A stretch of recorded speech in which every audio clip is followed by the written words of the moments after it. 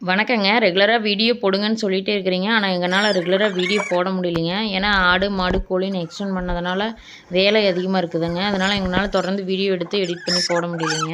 வெள்ளாடு குட்டி போட்டோன்னதே ஒரு வாரத்தில் நாங்கள் குட்டி பிரிச்சுருவோம். அதுக்கு என்ன காரணம்னு பார்த்தீங்கன்னா, ஒரு ஆடு வந்து 2 குட்டி போட்டுச்சுன்னா பார்த்தீங்கன்னா, ஒரு குட்டி மட்டும் நல்லா குடிக்கும், ஒரு குட்டி நல்லா பால் குடிக்காது. அதனால் பிரித்து வச்சுருந்து 2 குட்டி சேர விட்டோம்னா 2 சரிசமமாக பால் குடிக்குங்க. அதனால் குட்டி வளர்ச்சியும் வந்து நல்லாயிருக்கும். குட்டி வந்து நம்ம இறப்பு வந்து அதிகமாக இருக்காது.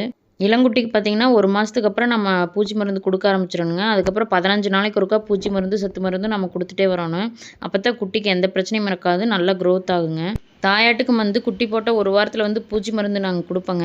ஏன்னா, அதனால வந்து தாய்ப்பால் குடிக்கிறதுனால குட்டிக்கு எந்த பிரச்சனையும் இருக்காதுங்கிறதுக்காக நாங்க பூச்சி மருந்து குடுப்போம். அதுக்கப்புறம் பார்த்தீங்கன்னா, ரெகுலரா 1 மாசத்துக்கு அப்புறம் நாங்க செம்பறி ஆடு எல்லாத்துக்குமே வந்து 1 மாசத்துக்கு ஒருக்கா பூச்சி மருந்து குடுப்போங்க. செம்மறி ஆடு வந்து முதல்ல தாயாடு வளர்த்துனேங்க. ஆனா, அதை குடுத்துட்டு மறுபடியும் எல்லாமே கெடாயா வாங்கி விட்டேங்க. அதில ஒரு பேட்ச் வந்து நாங்க வித்தாச்சுங்க. இது வந்து 2வது பேட்சுங்க.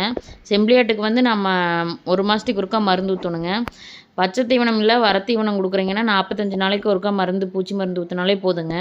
நம்ம எந்த அளவுக்கு நம்ம பராமரிக்கிறோமோ, அந்த அளவுக்கு வெள்ளாடும் சரி, செம்பறி ஆடும் சரிங்க, நல்லா குரோத் ஆகுங்க. ஃபர்ஸ்ட் பேட்ச் வந்து என்னால வீடியோ எடுத்து போட முடியலைங்க. அதனால சரி 2வது பேட்ச் வந்து பூச்சி மருந்து ஊத்தும்போது வீடியோ எடுத்து போட்டேங்க. வெள்ளாடும் வந்து 2 வருஷத்துல 3 ஈத்து போடணுங்க. அப்ப அந்த குட்டிய வந்து நம்ம கரெக்ட்டா பராமரிச்சா தாங்க நம்ம லாபம் பார்க்க முடியும்.